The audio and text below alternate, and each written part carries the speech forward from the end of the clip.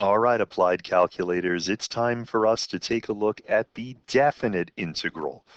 So by integral, we mean that thing with the symbol that we know from last time, right? This is the integral symbol.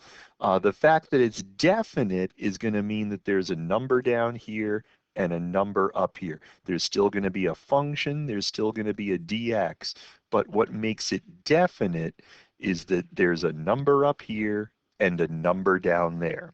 So let's take a look at what this means. So we're going to imagine that there's some function.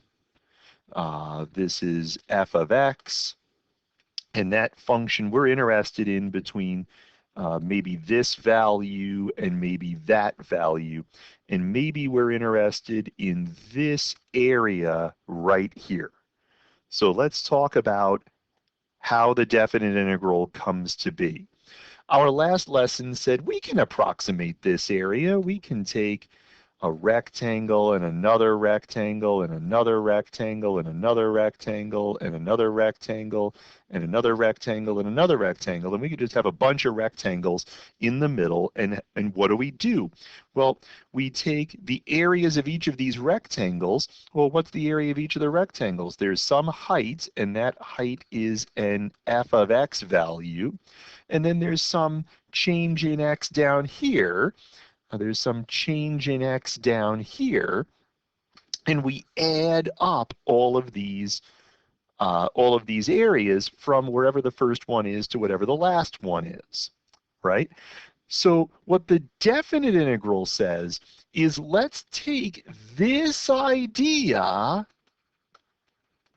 and make there be many, many rectangles.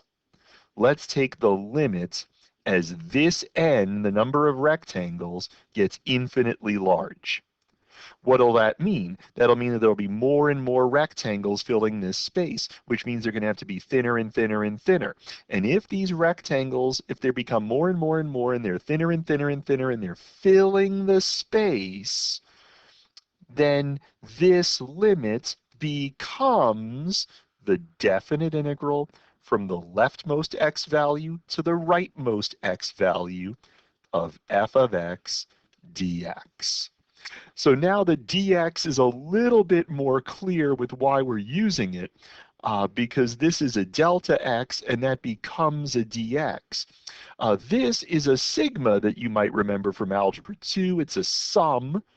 It makes the S sound, and we turn it into something that's an elongated S. That's on purpose.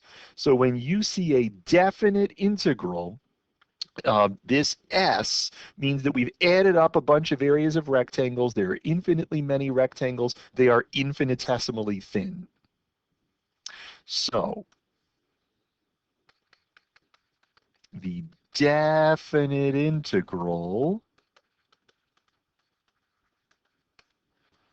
of f of x, denoted integral from a to b of f of x dx, gives the signed area bounded by y equals f of x and the x-axis between x equals a and x equals b. What do we mean by signed area? Yet another excellent question. In this case, right, in this case, the integral from a to b of f of x dx is the area shaded, right? Because the function is above the x-axis, the integral value is the area. But